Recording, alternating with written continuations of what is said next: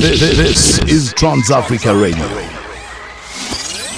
872 on your DSTV, 609 and OVHD. Welcome to it. This right here is the re-up with Ntokozo Botjie as well as ila Ndikumana. The man of the moment is in the building. How are you doing, sir?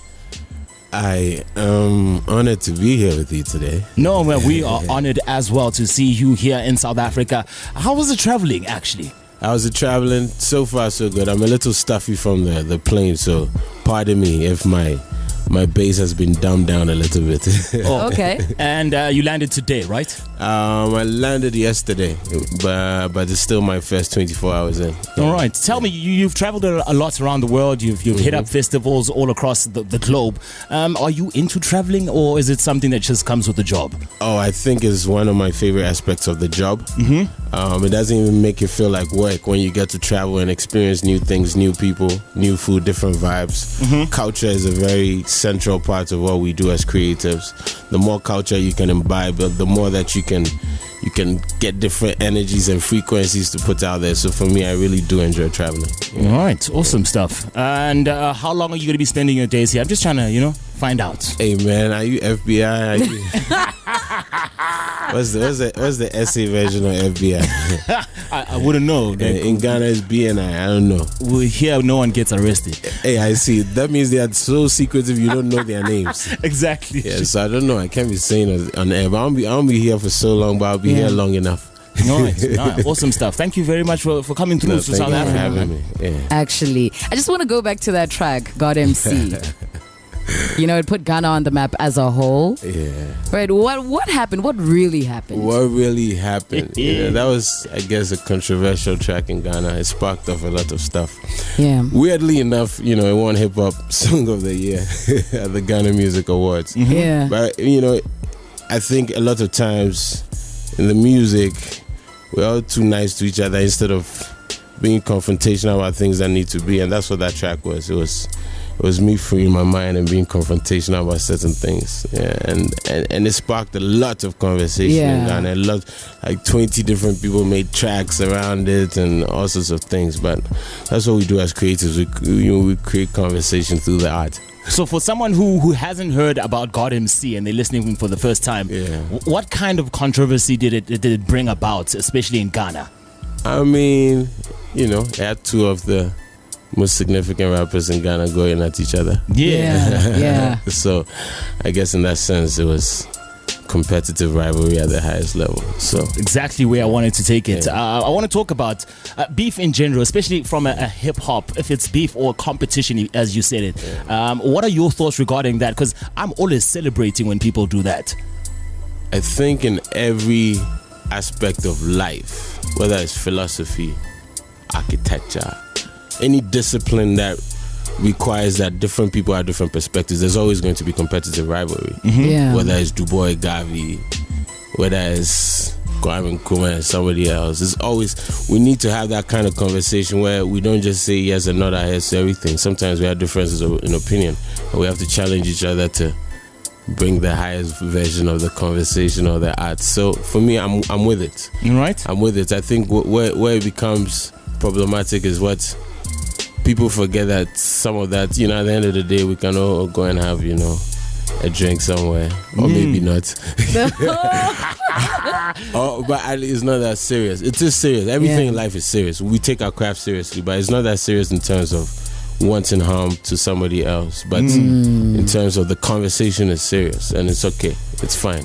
Yeah. So have the God MC and King Sark made peace now? You guys, I mean, what is peace? We both spoke our piece, so that's it. Okay. As far as the music is concerned, but as you were alluding to, I assume that you keep the competition on the field. It never leaves the pitch. Yeah. No, it's on the field. I think if it's anywhere outside of it, I wouldn't bother to make music about it. Yeah. Yeah. No. Alrighty, so I just want to talk about your music as a whole. I know you describe it as transformative. What does that exactly mean? It means I push boundaries, more than most of my peers often do. Boundaries in content, boundaries in how I approach the music, the soundscape of it.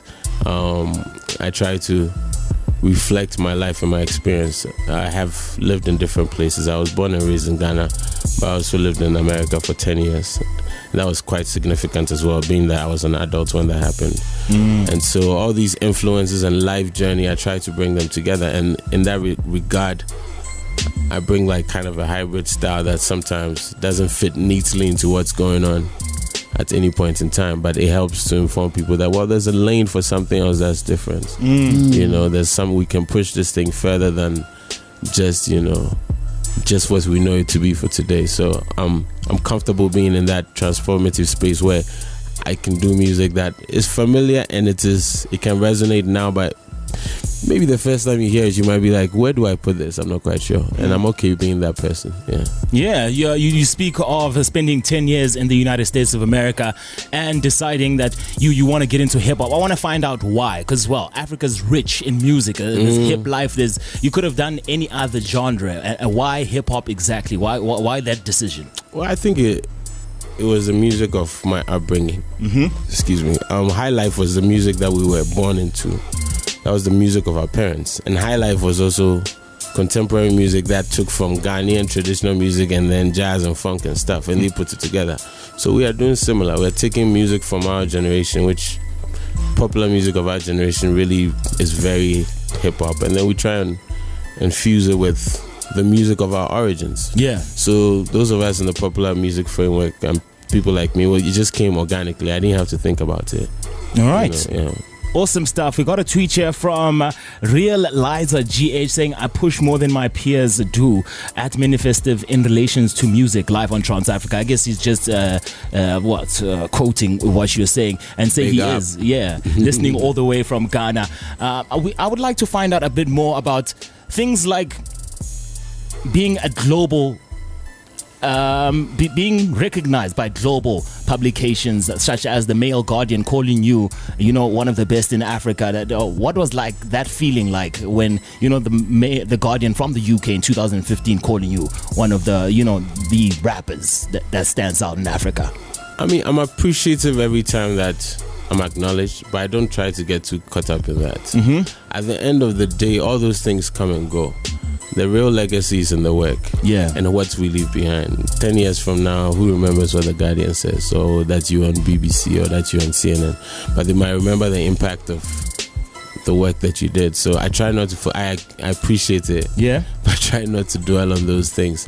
And I think more or less what I've even discovered in the last 2-3 years is a lot of that is actually not for the artists, for the fans who support the artists to feel vindicated that they are not the only ones who feel this way about the artists. But as an artist, I cannot dwell on that, and I don't. So what's your utmost goal? What are you pushing for? You spoke of legacy. So what do you want to leave behind? What do I want to leave behind? I want to start my own country, call it the M.anifest. That's great, though. Call the citizens of my country the festives, Okay. We start a new utopia.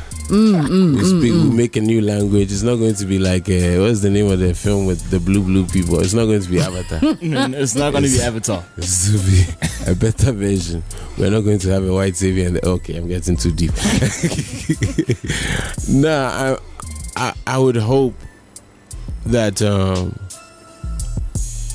from now to when I can't create that, everything I do will open doors for people to come in and do better. I think we exist in a space where there's a lot of opportunity for growth. So we have the opportunity to create pathways into how we see ourselves.